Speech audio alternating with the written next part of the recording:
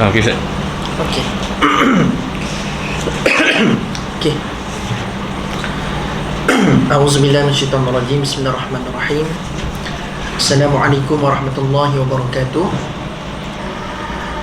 Jadi kita mulakan tuan sekalian pagi ini dengan membaca Ummul Kitab Al-Fatihah. A'udzubillahi minasyaitonirrajim. Bismillahirrahmanirrahim. Alhamdulillahirabbil alamin. Arrahmanirrahim. Iyyaka na'budu wa iyyaka nasta'in. Ihdinas siratal mustaqim. Siratal ladzina an'amta 'alaihim ghairil maghdubi 'alaihim waladdallin. Amin.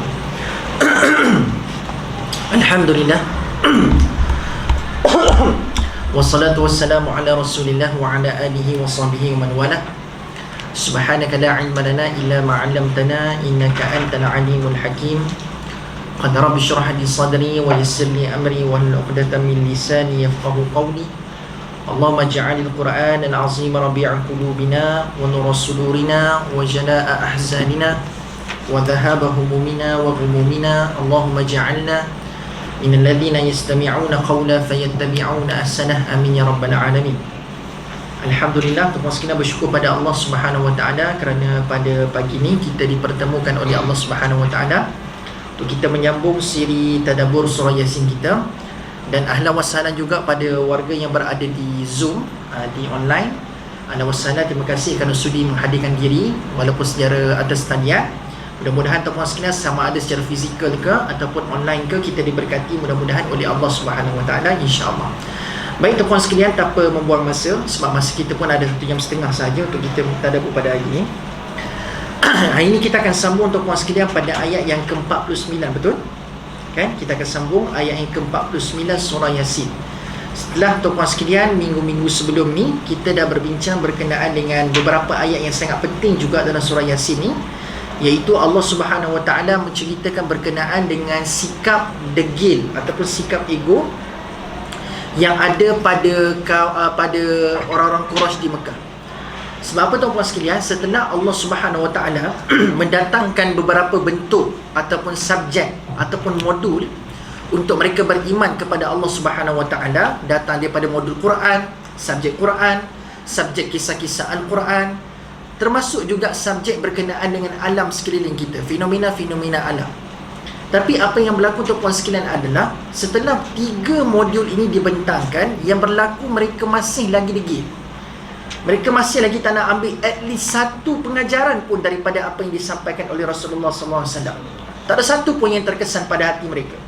Sebab tu Allah sebut dalam ayat ke-46, wa ma ta'tihim min ayati rabbihim illa kanu anha mu'ridin. Tak ada satu ayat pun yang terkesan dekat hati mereka tuan-tuan sekalian. Tak ada satu benda pun yang terkesan dekat hati mereka, melainkan mereka menjadi orang-orang yang mu'ridin. Mereka menjadi orang yang apa? Yang berpaling daripada petunjuk Allah Subhanahu wa taala. Maka Allah pun nak uji sama ada mereka ni dah lah agama tak ada, sebab 3 petunjuk tadi diabaikan begitu saja, kan? So nilai keagamaan pun dah hilang sebab Quran tak nak ambil, sejarah Quran pun tak nak ambil, alam sekeliling pun tak nak ambil. Maka apa yang tinggal? Allah nak uji yang paling terakhir, kemanusiaan. Bila keagamaan sudah tidak ada, yang berbaki pada manusia adalah apa tuan-tuan sekalian? Kemanusiaan. Betul tak tuan-tuan sekalian? Kan, hari ni ada orang yang tak beragama Islam, tapi kita kata, baiklah orang ni, kan? Dia tak beragama Islam pun tuan-tuan sekalian. Dia tak salat macam kita, dia tak puasa macam kita time Ramadan, dia tak menunaikan zakat macam kita. Tapi kita tengok dia baik, cakap lembut tuan-tuan sekalian, tak mencarut, kan? Dia cakap pun tuan-tuan sekalian tak pernah mengumpat orang, tak pernah cerita buruk pasal orang. Nampak baik. So daripada mana kebaikan tu datang tuan-tuan sekalian? Yang berbaki kalau tak ada agama, yang berbaki pada manusia ni adalah kemanusiaan. Maka bila agama dah tak ada pada orang kafir Quraisy kat Mekah ni tuan-tuan sekalian, ayat 47 Allah nak uji kemanusiaan mereka. Ada ketidak berbaki kemanusiaan dalam diri mereka. Sebab tu Allah perintahkan mereka untuk melakukan apa? Infak. Anfiqu mimma razaqakumullah. Infak sikit harta yang telah aku rezekikan kepada kamu. Sebab agama kamu dah tolak. Sekarang ni aku nak tengok ada tak sekecil-kecil kebaikan lagi, iaitu kemanusiaan tinggal pada kamu. So bila Allah perintahkan mereka untuk infakkan tuan-tuan sekalian, apa yang mereka respon? Mereka kata apa tuan-tuan sekalian? Dia kata kalau kamu, sebab dengan infak tu nak buat makan lah, Lepas tu dia kata apa tuan-tuan sekalian? Bukankah kalau orang-orang miskin ni, kalau mereka beriman kepada Allah, yang boleh bagi makan kat mereka tu kan Allah. Kenapa nak kena minta dengan kami? Oh, sombong. Dia punya respon tuan-tuan sekalian. Kan? Maksudnya apa tuan-tuan sekalian? Orang ni teruk sangat keadaan dia sebab agama tak ada, ditambah kemanusiaan pun dah hilang dalam diri mereka. So dah tak ada apa-apa lagi yang berbaki dalam diri mereka melainkan keegoan, kesombongan. Tak ada dah berbaki tuan-tuan sekalian. Maka ayat 48 tuan-tuan sekalian, tanda kedegilan mereka. Mereka bertanya kepada Rasulullah berkenaan dengan bila hari kiamat yang kamu kata betul tu? Bila hari yang dijanjikan kalau kamu kata, kalau kamu orang yang benar, bila hari yang dijanjikan tu ya Rasulullah? Kamu kata kamu ni orang betul kan? Cuba kau habaq dekat kami, bagi tahu dekat kami, bilakah kiamat yang kamu duk sebut-sebutkan ni? Mata hadzal wa'ad? Bilakah hari kiamat tersebut? Nabi boleh jawab tak tuan-tuan sekalian? Nabi boleh beritahu tak bila tarikh berlaku kiamat? Tak, Nabi pun tak tahu. Sebab kiamat kan saya pernah sebut pada kuliah sebelum ni, kiamat ini juga merupakan salah satu daripada rahsia Allah Subhanahu Wa Taala. Saya sebut dah kan, ada 5 rahsia Tuhan yang tidak pernah diketahui oleh manusia, hanya Allah je boleh tahu tentang perkara tersebut. Dan salah satu daripada 5 ni tuan-tuan sekalian adalah as-sa'ah. Bilakah berlaku hari kiamat? Sebab tu bila dia tanya kepada Rasulullah, bilakah hari yang dijanjikan ini kalau kamu orang yang benar? Rasulullah tak boleh jawab. Rasulullah paling tinggi boleh jawab dalam surah Al-Mulk yang kita baca tu, qala innamal ilmu indallah wa innama ana nadhirum mubin. Kan? Sama je persoalan dalam surah Al-Mulk tu. Wa yaquluna mata hadzal wa'du in kuntum sadiqin qul innamal ilmu indallah wa innama ana nadhirum mubin. So Nabi pun sebut ilmu itu hanya datang dari sisi Allah sahaja. Aku cumalah penyampai amaran dan pemberi peringatan saja. Itu je tugas aku. Bila kiamat ni aku tak ada ilmu tentang ni. So tuan-puan sekalian, dalam ayat 48 ditanyalah soalan yang agak nakal tu tuan-puan sekalian daripada pihak mereka. Tapi ayat 49 yang kita nak bincang pada hari ni. Okey, seperti biasa kita mulakan dengan isti'adzah. Mudah-mudahan Allah menjauhkan kita semua daripada syaitan dan iblis insya-Allah. A'udzubillahi minasyaitonirrajim. Ayat 49 Allah sebut, ma yanzuruna illa sayhatan wahidatan ta'khudhuhum wa hum yakhisimun. So Allah pun menyebutkan tuan-puan sekalian, okey, kalau tengok dalam surah Al-Mulk, Nabi sebut ilmu itu datang dari sisi Allah kan, itu jawapan Nabi. Tapi kali ni Allah minta Nabi jawab, oh kamu nak tahu ya bila berlaku kiamat? Aku tak nak cerita tentang bila dari sudut tarikh. Tapi aku cerita kalau benda tu berlaku, itu tanda kiamat sudah berlaku. Faham tak? So, dia tanya bila berlaku kiamat.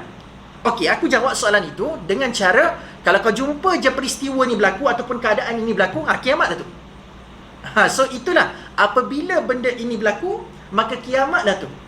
So apakah dia tuan-puan sekalian?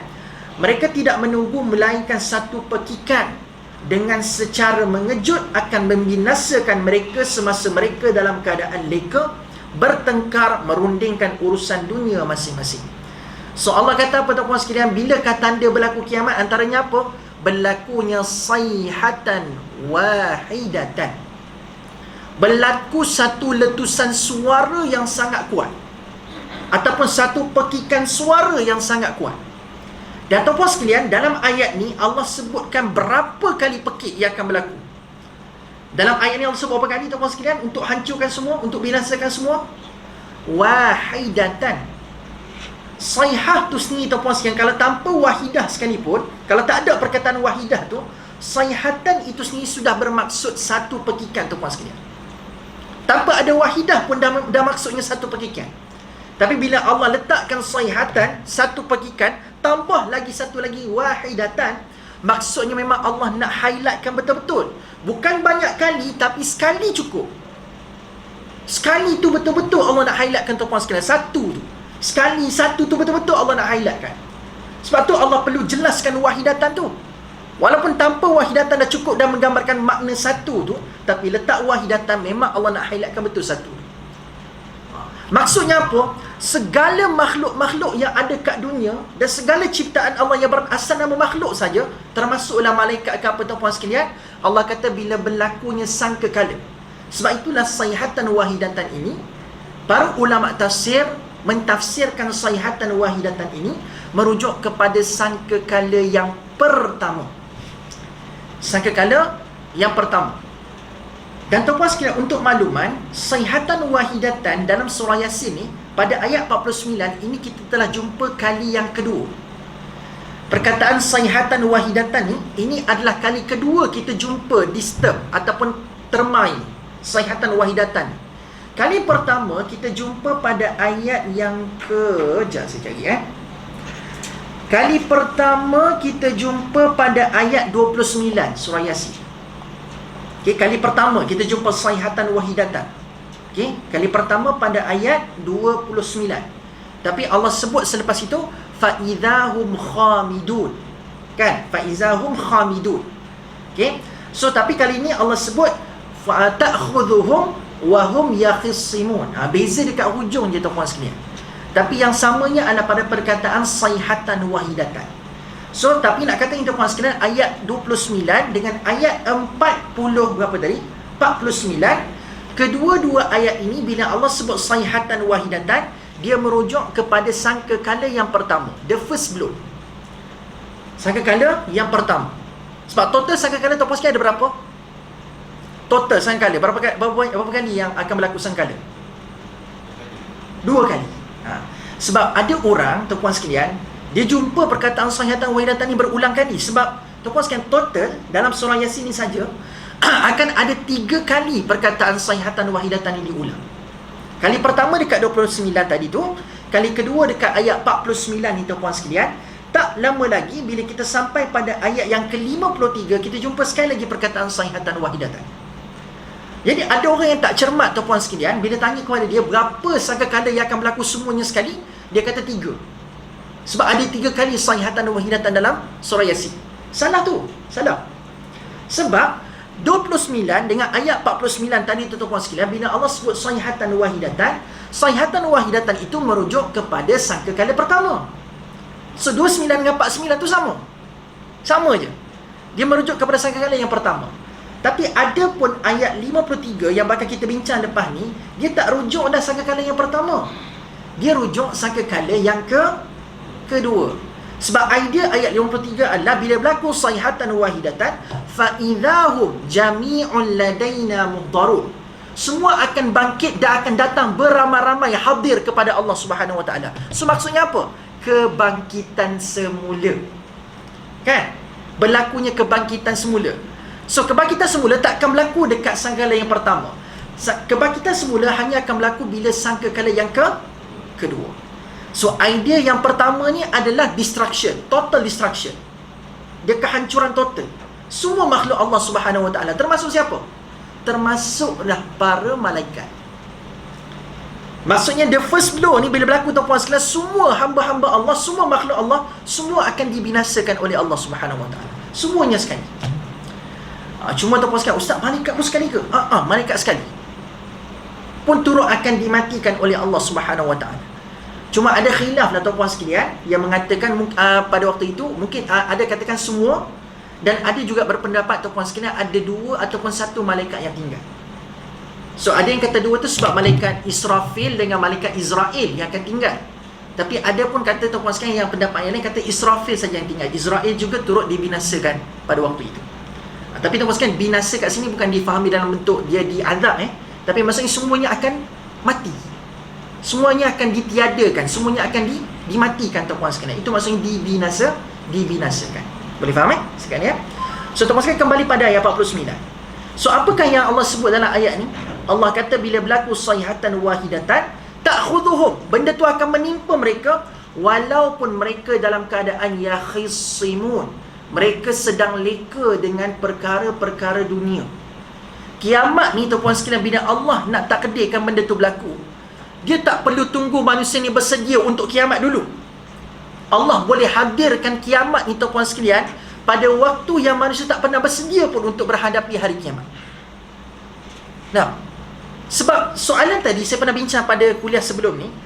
Ada juga pendapat yang mengatakan ayat 48 yang kita baca sebelum ni, bila mereka bertanya kepada Rasulullah, bilakah berlaku hari kiamat? Dia ada 2 makna. Ingat lagi tak? Makna pertama tuan-puan sekalian adalah mereka ni nakal, tanya soalan yang mereka tahu dah Nabi tak boleh jawab soalan ni. So tanda pertama ayat 48 ni adalah mereka bertanya soalan nakal. Tapi tanda kedua tuan-puan sekalian, ada juga pendapat para ulama mengatakan Ayat 48 ini menandakan orang-orang Quraisy di Mekah sudah ada sedikit kepercayaan tentang hari kiamat. Tapi mereka tidak sampai untuk nak menunjukkan keimanan, lalu mereka beriman kepada Allah dan Rasul. So tujuan mereka bertanya soalan ayat 48 ini dengan makna kedua adalah mereka seolah-olah kata, kalau kita tahulah bila kiamat tu, tak ke nanti nak dekat-dekat tarikh tu kita prepare, kita taubat lah. Sekarang ni kita tentang habis-habisan Rasulullah ni. Kita tolak Rasulullah habis-habisan. Tapi bila tiba nak dekat kiamat, sebab kita dah tahu tarikh. Kan dah tahu tarikh. So why not? Masa tu lah kita taubat. So nak kata ada dua makna. Satu memang dia nakal tanya soalan ni. Yang kedua sebab dah ada sedikit idea kiamat tu meresap ke hati mereka yang tak beriman kepada Allah waktu tu. So cuma mereka ada keegoan, tak nak tunjuk iman tu depan-depan. Mereka just kata, kalau nak dekat kiamat nanti kita taubat lah. So at least sempatlah kita ni untuk kita dikonsider sebagai ahli syurga. Itu kepala mereka lah. Nakal juga tu. Nakal juga tu. Ada setengah orang tuan-puan sekalian, hidup ni bila tengok waktu muda, dia kata hidup waktu muda ni enjoy, se-enjoy-enjoynya. Dah. Nakal juga kita tuan-puan sekalian. Nanti dah tua-tua sikit, nanti kita taubat lah. Kan? Tuan-puan sekalian, soalannya adalah, persoalan yang kita kena fikirkan adalah, bila kita tangguhkan taubat kita tu, ada kepastian ke yang kita sempat nak sampai kepada hari yang kita target nak taubat? Tak ada jaminan tu sekalian. Tak ada jaminan. Sebab 2-3 minggu ni tuan-puan sekalian memang menyentak jiwa saya. Ramai kenalan saya tuan-puan sekalian yang muda-muda meninggal dunia. 2-3 minggu ni. Padahal lagi seminggu lebih lagi tuan-puan sekalian nak masuk Ramadan. 12 hari ke 13 hari lagi. Lebih kurang tuan-puan sekalian 12 ke 13 hari lagi nak masuk Ramadan. Seminggu dua ni banyak sahabat saya tuan-puan sekalian, kenalan-kenalan saya yang muda-muda belaka meninggal dunia. Tuan-puan sekalian, yang paling tersentap saya tuan-puan sekalian, sahabat saya masuk hospital. Yang ni yang paling saya macam terkejut. Memang terkejut betul. Masuk hospital, katanya sebab sawan tuan-puan sekalian. Tahu tak sawan kan? Tahu sawan kan? Tak tahu punca apa. Tak tahu punca apa. Masuk hospital sebab sawan.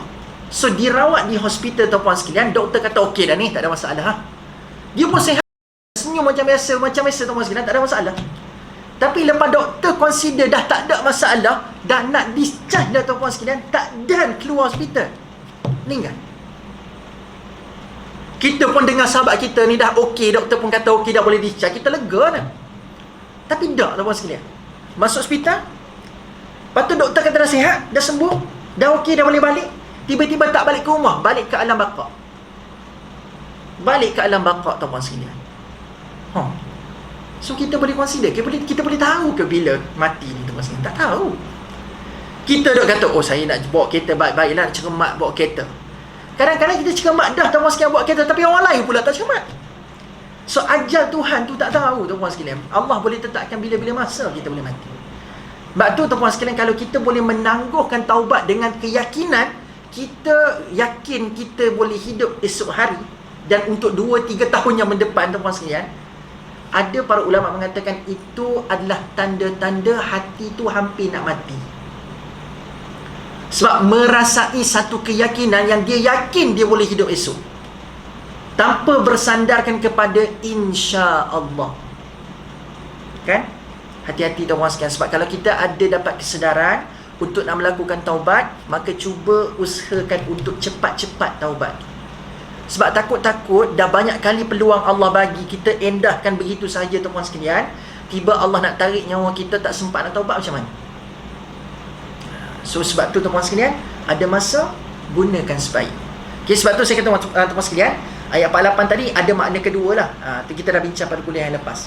So bila Allah sebut dalam ayat 49 ni, wahum yakhisimun, so itulah maksud dia. So kalau kamu merasakan, kamu nak tunggu bila tarikh tu, kalau kamu tahu kamu nak prepare nanti, sempat kamu nak bertaubat, tak. Aku boleh datangkan kiamat ni di saat kamu tengah leka dengan dunia. Kau tengah berseronok melayan perkara-perkara keduniaan, kamu sedang memenangkan perkara-perkara keduniaan. Sebab tu Allah sebut yakhisimun, bermaksud bertengkar akan sesuatu.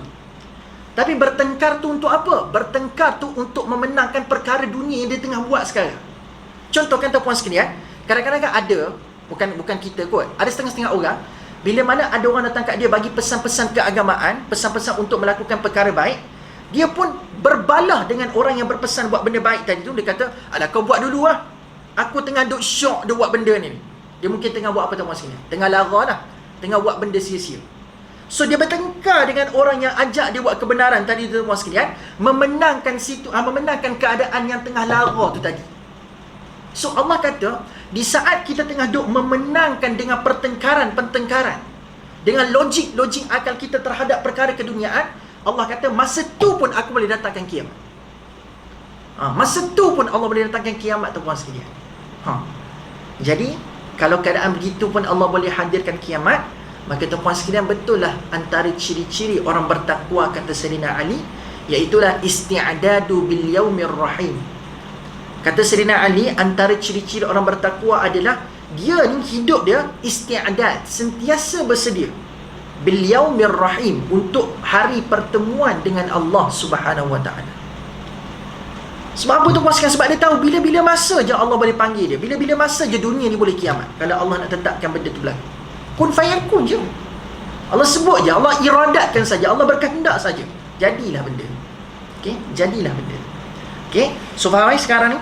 So Allah dia tak perlu tunggu manusia. Allah tak perlu tunggu manusia. So bila Allah tak hadirkan kiamat tu dengan cepat, tuan-tuan sekalian, anggaplah itu peluang. Tapi Allah tak perlu tunggu manusia untuk bertaubat dulu baru nak hadirkan kiamat. Tak. Allah boleh datangkan bila-bila masa. Itu masuk ayat 49 ataupun tadabbur ayat 49. So tadabburnya apa tadi tuan-tuan sekalian? Kalau ada rasa nak bertaubat, cepat-cepat taubat. Jangan tangguh-tangguh. Kan? Baik, ayat ke-50 tuan-tuan sekalian. Allah sebut, fala yastati'una tawsiyatan wala ila ahlihim yarji'un. Maka dengan itu, tuan-tuan sekalian, dengar ke suara saya? Sebab saya yang tak dengar suara saya, tuan-tuan sekalian. Sebab tahu tak kenapa? Speaker tu kat depan saya, dia tak langsung tak terpancar ke saya, dia tolak ke belakang kan. Saya pun tak tahu, sebab saya rasa macam suara saya slow sangat. Tuan-tuan sekalian dengar clear? Oh, clear betul? Saya rasa macam slow sangat. Okey, baik, it's okay. Okey, so ayat 50 Allah sebut, maka dengan itu mereka tidak berpeluang membuat sebarang pesanan, dan mereka tidak sempat kembali kepada keluarga. So Allah sebut bila berlaku sayhatan wahidatan tadi, iaitu destruction, kebinasaan dunia dan segala makhluk, maka Allah kata apa tuan-tuan sekalian? Pada waktu itu manusia ni tak akan sempat lagi dah nak buat wasiat. Hari ni kan tuan-tuan sekalian, ada orang yang terlalu mengejar dunia. Kenapa? Apa benda? Kenapa dia terlalu mengejar keduniaan pada hari ini? Antara benda yang ada dalam kepala dia tuan-tuan sekalian adalah sebab dia nak tanggung diri dia sendiri, dan dia nak tanggung, dia nak pastikan orang-orang di bawah tanggungannya tuan-tuan sekalian semua cukup makan.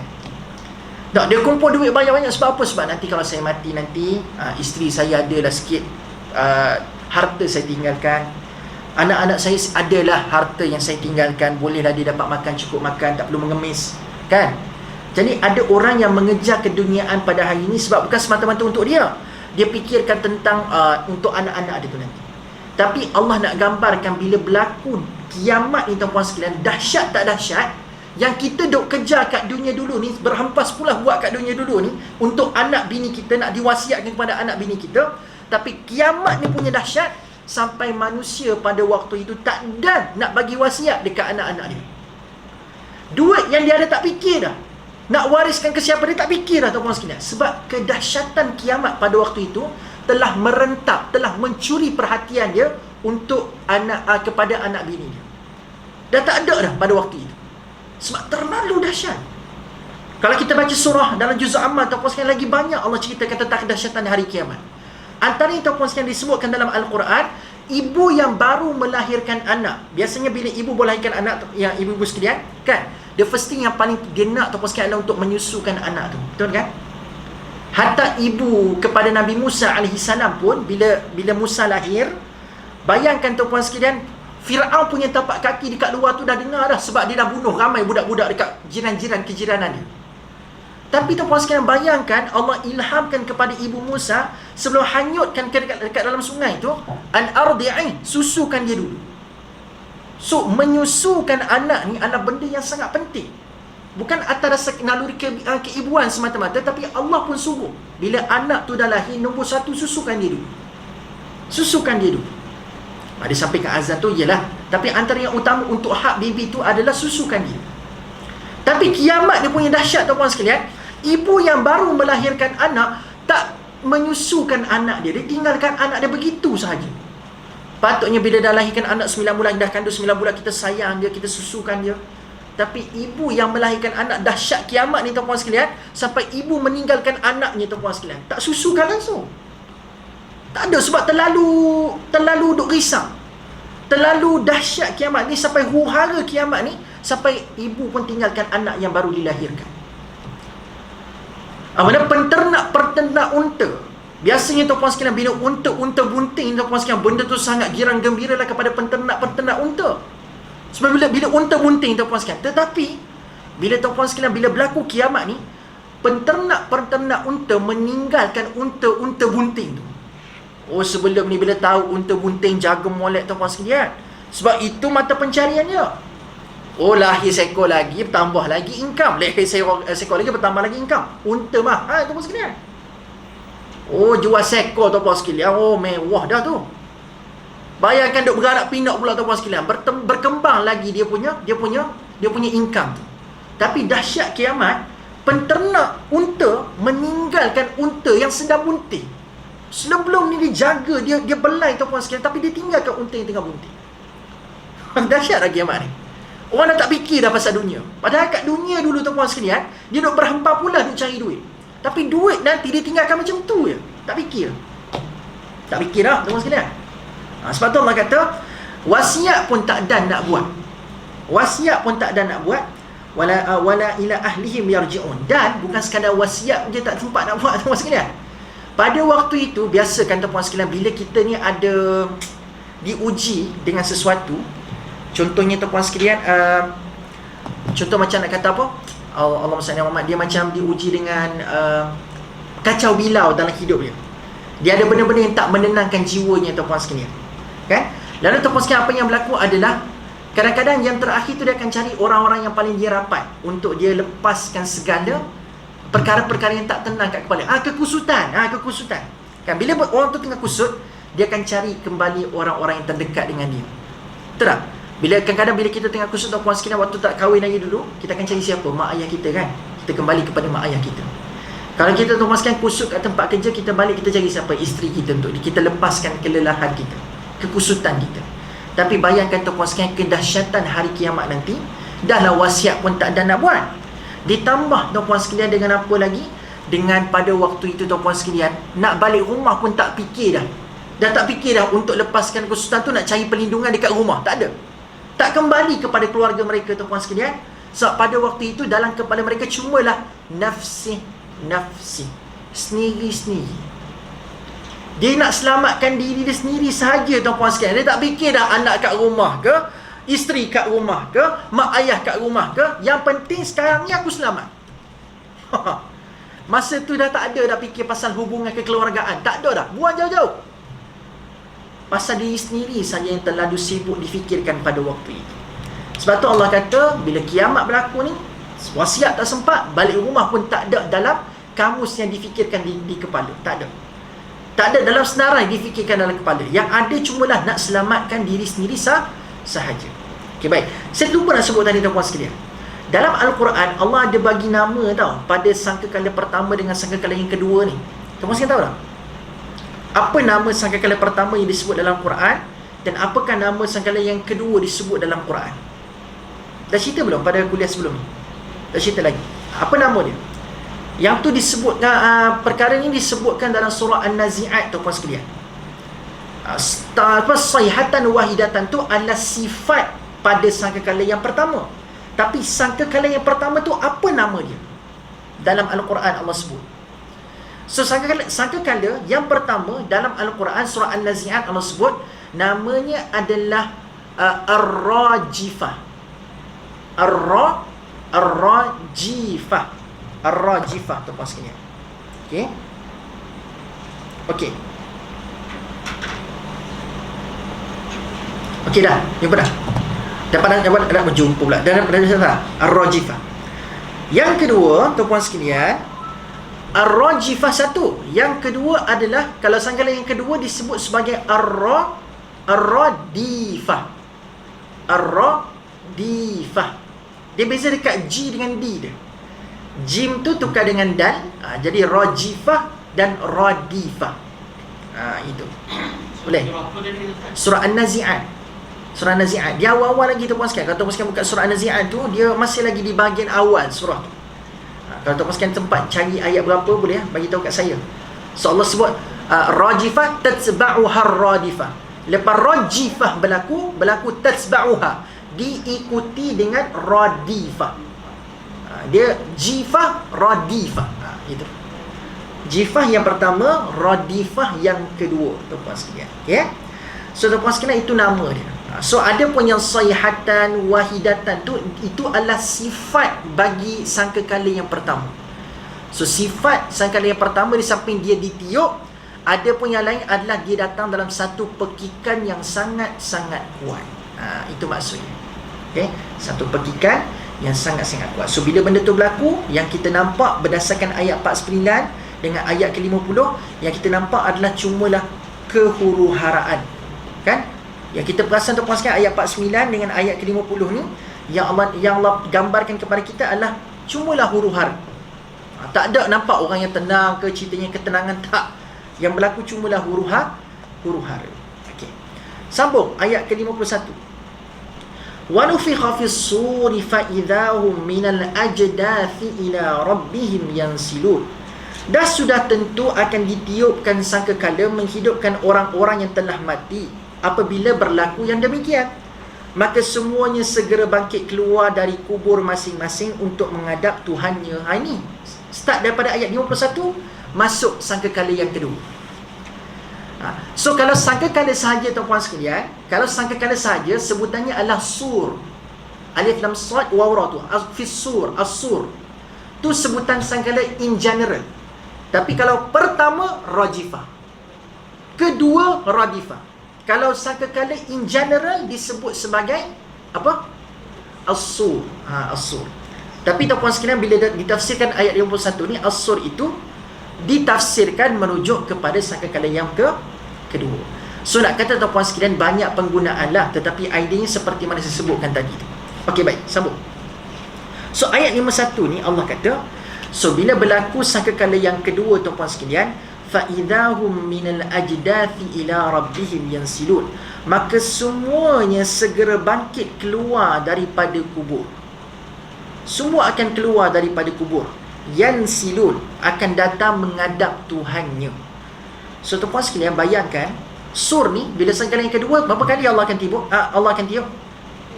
Berapa kali yang Allah akan pekikkan suara? Bukan Allah pekikkan, maksudnya berapa kali akan ditiup? Ya, semua sekali dua. Tapi untuk yang pertama tu sekali je kan. Untuk nak binasakan semua sekali ya, bam, sekali ya, settle semua. Termasuklah tuan-puan sekalian, untuk sangkakala yang kedua ni, bila Allah nak panggil semua hamba-hamba dia datang kepada Allah Subhanahu Wa Taala, Allah cuma panggil berapa kali? Bayangkan tuan-puan sekalian, daripada zaman Nabi Adam AS sampai orang terakhir hidup kat muka bumi ni, mati, untuk Allah panggil semua manusia yang diciptakan sepanjang zaman, Allah panggil semua, bukan panggil banyak kali. Allah cuma panggil sekali saja. Sekali je tuan-puan sekalian. Kita kat dunia ni tuan-puan sekalian, nak kejut anak kita bangun subuh, macam mana cara dia? Ingat lagi tak? Zaman-zaman kejut anak bangun subuh, kan nak bangun sendiri kan? Bila kejut anak bangun subuh, kita kata bangun, oh pacak dah, macam tu. Ya, kejut anak bangun subuh tuan-puan sekalian, kita panggil banyak kali dah. Bangun. Oh, dia menggeliat dulu tuan-puan sekalian. Bangun tuan-puan sekalian. Dia duduk apa ya? Merengkok dulu. Dia tolak selimut dulu. Tiba-tiba ingat ke lepas tolak selimut tu rasa sejuk? Tak. Lepas tolak selimut tu lagi selesa tuan-puan sekalian. Kan? Tolak selimut, lepas tu dia menggeliat tuan-puan sekalian, duduk dulu kat katil lama-lama, dia tak gerak lagi pergi toilet. Tak. Lepas kita pesan banyak kali, barulah dia pergi toilet untuk dia selesaikan urusan tu, nak solat dan sebagainya. Nak kata tuan-puan sekalian, dekat dunia ni, bila ada panggilan-panggilan kebaikan, jarang-jarang lah, bukanlah kata tak ada langsung, ada yang ada terus sahut tuan-puan sekalian. Tapi kemungkinan satu panggilan kebaikan perlu disebut banyak kali, barulah perkara itu bersahut. Betul tak betul? Kebaikan tu perlu disebut dan diucapkan banyak kali, perkara itu akhirnya bersahut. Kadang-kadang sekali sebut tu, kadang-kadang orang tak makan lagi, orang tak ambil lagi sebagai pengajaran. So bila diulang, samalah tuan-puan sekalian. Kita pergi, contoh saja, contoh, pergi banyak kuliah. Asal kuliah tu je mesti ustaz duk pesan, kalau tuan-puan sekalian nak dimurahkan rezeki, sama-samalah kita menunaikan salat sunat duha. Oh, kali pertama dengar kuliah tu tuan-tuan sekalian, kita rasa macam okey. Dah. Sekali dengar. Tapi lepas tu tak buat lagi salat sunat duha tu. Kan? Tapi dengar kuliah lain tu pula tuan-tuan sekalian. Oh, tuan-tuan sekalian, saya nak galakkan sama-sama kita kerjakan salat sunat duha. Oh, kali kedua dengar, tak indah lagi. Tapi mungkinlah tuan-tuan sekalian, kali ketiga dia dengar tu tuan-tuan sekalian, mungkin masa tu dia terlebih fokus sikit. Kali pertama kedua tu dengar juga, tapi dia mungkin dengar macam dengar tak dengar gitu. Tapi kali ketiga ni terfokus lebih sikit tuan-tuan sekalian, dia dengar sungguh-sungguh. Ustaz tu pula cerita tentang fadilat salat duha. Dia cerita dia rasa macam menarik juga ni salat duha ni. Esok buat. So kadang-kadang dekat dunia ni, untuk ajak pada panggilan kebaikan perlukan kepada apa? Pengulangan banyak kali. Dan cara Allah panggil kita dekat dunia pun tuan-tuan sekalian, untuk nak panggil beriman kepada Allah Azza wa Jal, bukan ada satu ayat je Allah panggil kita beriman. Banyak ayat, kena panggil banyak kali. Dekat dunia sebab apa? Sebab kita ada pilihan untuk nak sahut ke tidak. Kan? Sebab tu kita kena dipanggil banyak kali. Sebab mungkin akan ada satu daripada yang banyak dipanggil tu, kita akan terkesan dan kita akan menyahut seruan itu. Tapi bila tiba hari kiamat tuan-tuan sekalian, ini bukan lagi dunia. Dunia kita masih ada kemampuan untuk buat pilihan. Kita ada will tu. Kita ada kelebihan buat pilihan tu. Tapi once kita masuk akhirat, akhirat ni apa benda tuan-tuan sekalian? Akhirat ni adalah teritori Allah. Pak, tahu tak tuan-tuan sekalian masuk teritori? Teritori ni maksud dia apa? Apa teritori dalam bahasa Melayu? Sepadan. Sepadan. Dia macam wilayah. Wilayah. Teritori ni tuan-tuan sekalian adalah wilayah Tuhan. Dunia ni pun wilayah Tuhan juga, tapi Allah kata walaupun di wilayah Tuhan dekat dunia ni, tapi Allah bagi kita ni kuasa untuk buat pilihan.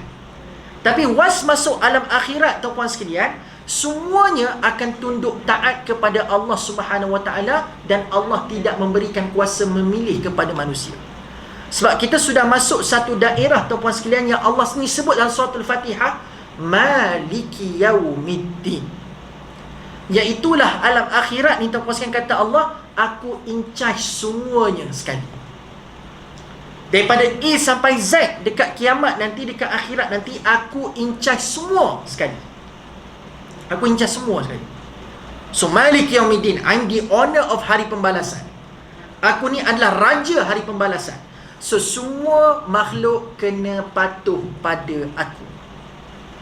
Dan takkan ada kemungkinan langsung tuan-puan sekalian pada waktu itu manusia dia macam nak menidakkan apa yang Allah suruh pada waktu itu. Tak ada tuan-puan sekalian. Hatta apa? Bila Allah dah bagi buku amalan tuan-puan sekalian kepada mereka, mereka takkan menjadi orang yang macam, apa ni? Saya tak buat benda ni. Tak ada perdebatan langsung. Oh, saya tak buat benda ni. Ini dusta belaka. Tak ada. Macam kita kat dunia tuan-puan sekalian tak? Masa ketua kelas ambil nama kita sebab kita berbual dalam kelas, kan? Ingat lagi tak zaman dulu-dulu? Ada buku 555 tu, pengawas ataupun ketua darjah tu, kita memang tak suka tengok kalau pengawas ataupun ketua darjah duk pegang buku tu.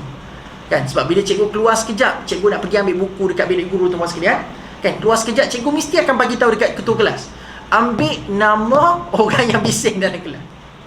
Kalau cikgu tak suruh pun tuan-puan sekalian, ketua kelas ni macam pak. Cikgu tak ada. Dia dah mula dah keluar buku warna merah 555 tu. Dia tulis. So bila cikgu balik, cikgu minta siapa yang tadi bising dalam kelas tadi tu, dia minta nombor tu. So cikgu pun panggil lah 5-6 nama tuan-puan sekalian yang bising dalam kelas. Dia pun tanya, betul ke kamu bising dalam kelas? Kita tuan-puan sekalian tak ada yang mengaku. Ada yang mengaku. Betul saya bising. Tahu tanda saya cikgu? Tak ada. Tak mengaku kita tuan-puan sekalian. Kita kata, tak, ini kawan saya ni tertulis ni. Mana dia tipu je. So kita boleh berdebat lagi dekat dunia. Tapi ke akhirat bila Allah bagi buku amal, tak ada langsung pertikaian. Yang berlaku cumalah tuan-puan sekalian disebutkan dalam surah Al-Kahfi, ada orang yang tak beriman dapat buku amal dia bukan berdebat dengan Tuhan. Yang dilakukan adalah dia celakakan diri dia sendiri pada waktu itu. Dia celakakan diri dia sendiri, dia celakakan kitab amal dia tuan-puan sekalian. Ya wailatana ma li hadzal kitab. Celaka aku dan kitabku. Nampak tak? Bukan saya lah. Celaka dia dengan kitab dia lah. Celaka aku pula kan. Nampak tak? So dia rasa macam tu. Dia tak ada berdebat dengan Allah. Dia sebaliknya mengaku terus tuan-puan sekalian apa yang dilakukan dekat dunia.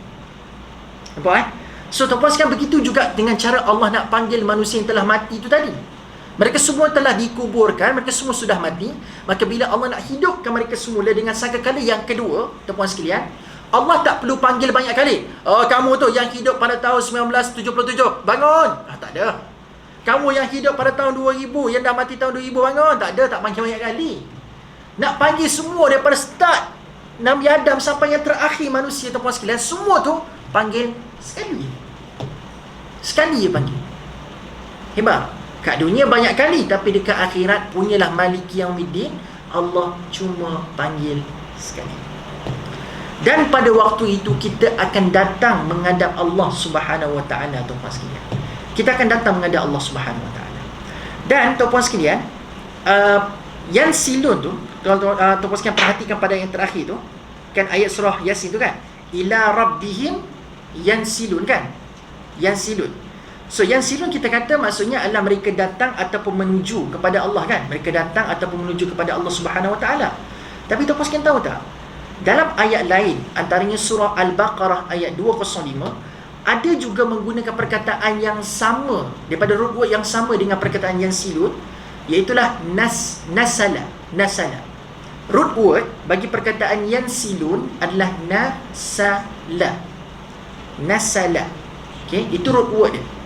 Tapi dalam surah Al-Baqarah, bila menggunakan root word yang sama dengan yansilun, maksudnya bukan menuju ataupun pergi. Maksudnya adalah binatang ternak. Allah SWT, wa idza tawalla sa'a fil ardi liyufsida fiha wa yuhlikal hartha wan nasl wallahu la yuhibbul fasad. Kemudian apabila ia pergi, berusahalah ia di bumi untuk melakukan bencana padanya dan membinasakan tanaman-tanaman dan binatang ternak. Ada juga maksudnya binatang ternak. Ada juga nasal ini bermaksud keturunan. Nasala maksudnya adalah apa? Tuan-tuan sekalian, binatang ternak. Ada juga disebutkan binatang ternak. Ada juga tuan-tuan sekalian, nasala bermaksud keturunan. Keturunan. Jadi kalau itulah juga antara maksud yansilun ataupun nasala, bila Allah guna yansilun, mereka menuju kepada Allah Subhanahu Wa Taala, menuju dalam keadaan yang bagaimana tuan-tuan sekalian? Macam mana? Bukan tergesa-gesa, mereka menuju dalam keadaan seolah-olah macam binatang ternak ni. Tuan-tuan sekalian, macam mana kita kata lembu kan binatang ternak kan. Kalau yang macam jenis turut je tuan-tuan sekalian, kita kata bahagian lembu dicucuk hidung kan. So lebih kurang macam tu lah maksud dia. So pada waktu itu manusia sudah tidak ada pilihan, melainkan dia just kena follow je apa yang Allah suruh pada waktu itu. Patuhilah.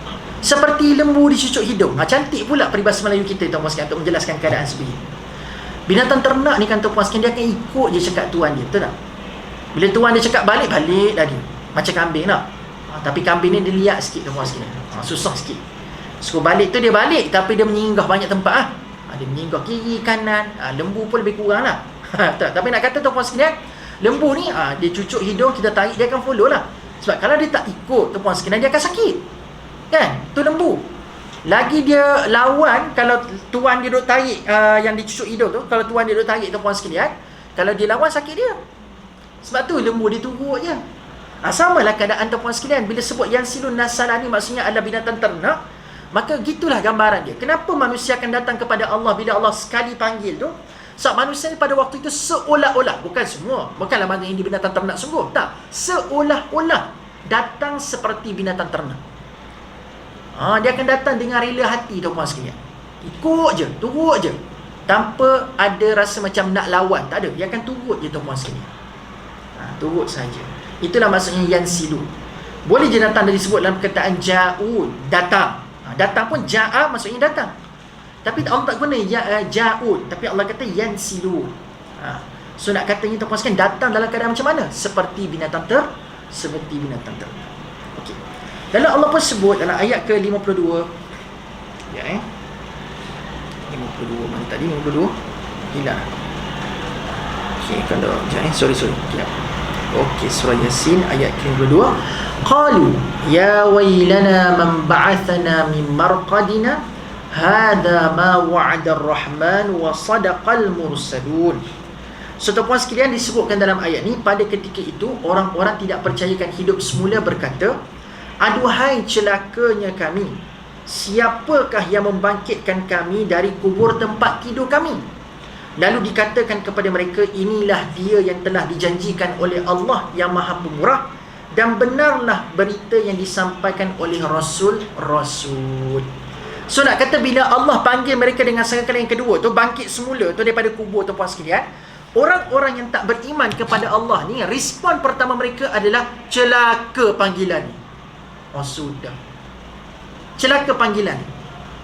Kalau ikutkan tuan-puan sekalian, mereka tidak ada posisi langsung untuk mencelakakan panggilan itu.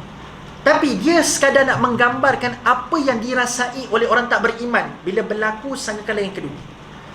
Kalau orang yang beriman tuan-puan sekalian, sangkakala kedua ni adalah perkara yang sangat-sangat ditunggu-tunggu.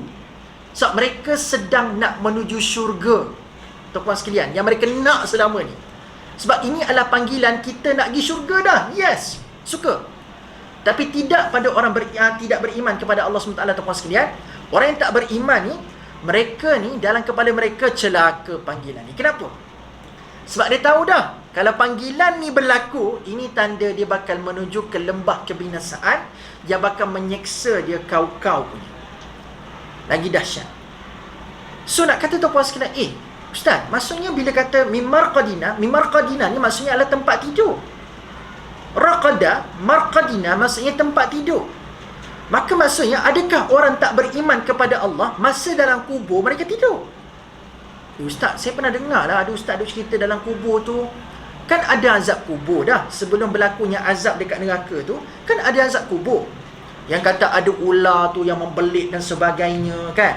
Ada rejaman daripada para malaikat. Bukan tu azab kubur, Ustaz? Tapi kenapa tiba-tiba kata orang ni celaka sebab kejut daripada tempat tidur? Dia tidur ke dekat dalam kubur tu? Sebab kena seksa kan, tidur ke dia? Jawapan dia tuan-puan sekalian, dalam ayat ini, dia bukan nak bagi tahu mereka tidur tu selesa, nyenyak, sedapnya, kan? Betul, kena kejut tuan-puan sekalian, kena bangkit ke mahsyar, dia marah ataupun dia celakakan sebab tadi tengah tidur dia. Tak, bukan sebab tu. Dalam kepala orang-orang tak beriman kepada Allah ni adalah azab kubur tu dah diboleh consider oleh mereka sebagai tidur untuk mereka. Sebab dia tahu azab neraka tu lagi dahsyat daripada azab kubur. So, mereka dah tahu tentang azab neraka tu lagi dahsyat. Mereka ada that kind of feeling. So, bagi mereka pada waktu itu, kena seksa kat kubur pun cukup lah. Gitu.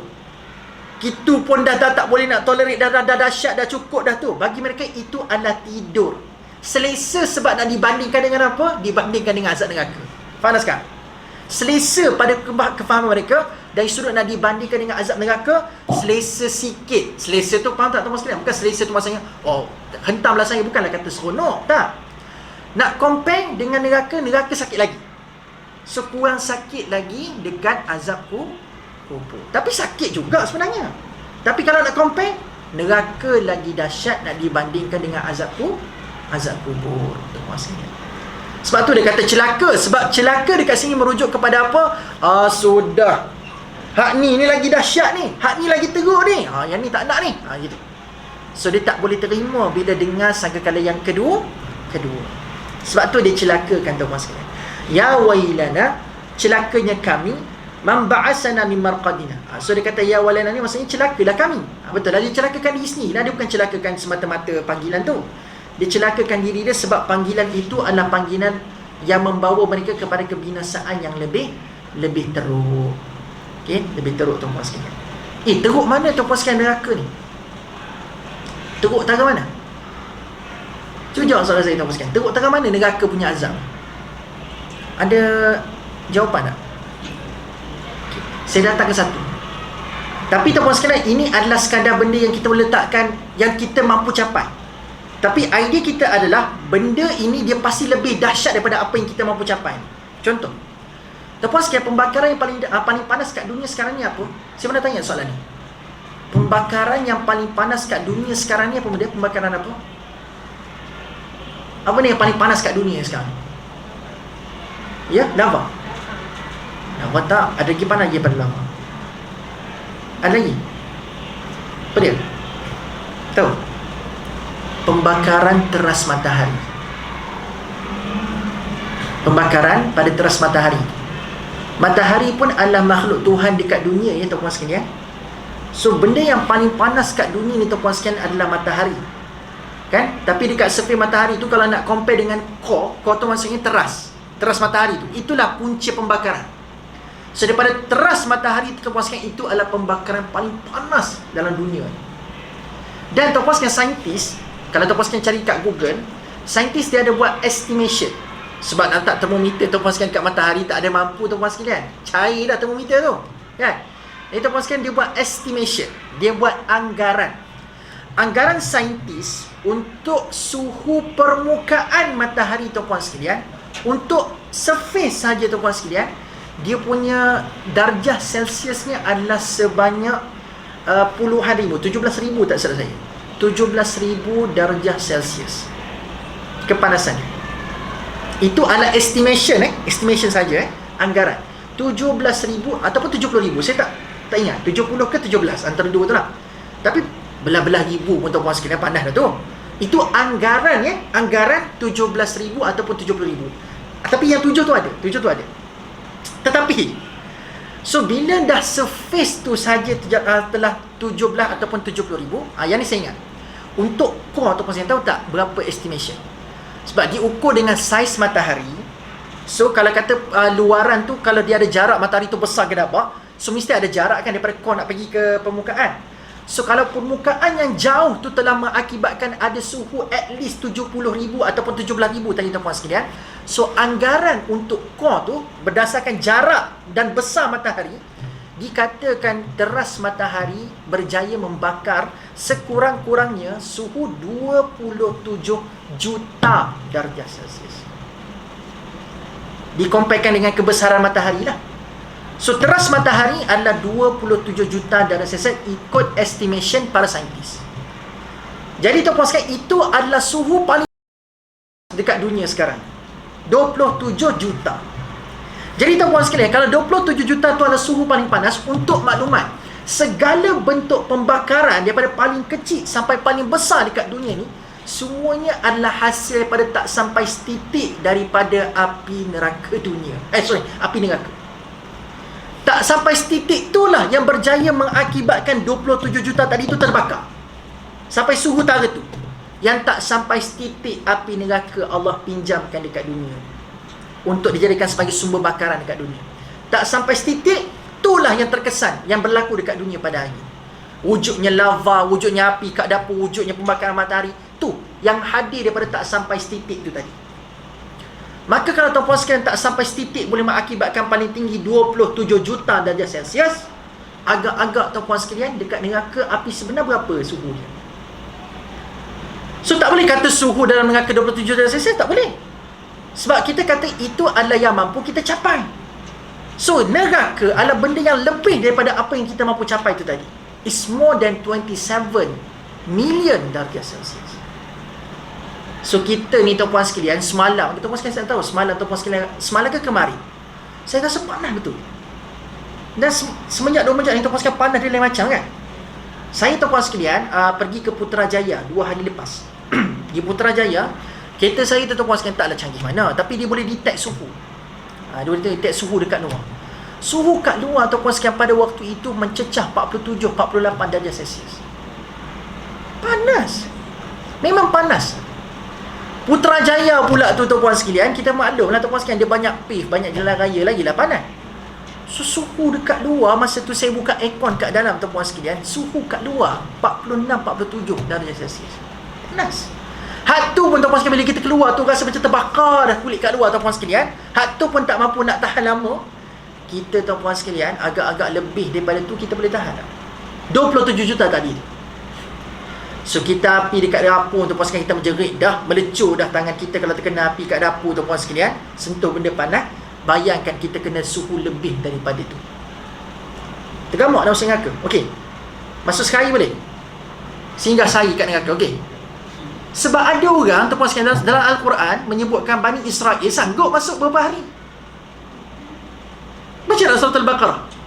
Dalam surah Al-Baqarah Allah sebut Bani Israel, dia buat satu dua dosa. Dia beriman kepada Allah, kepada Nabi Musa, dengan kepada Taurat.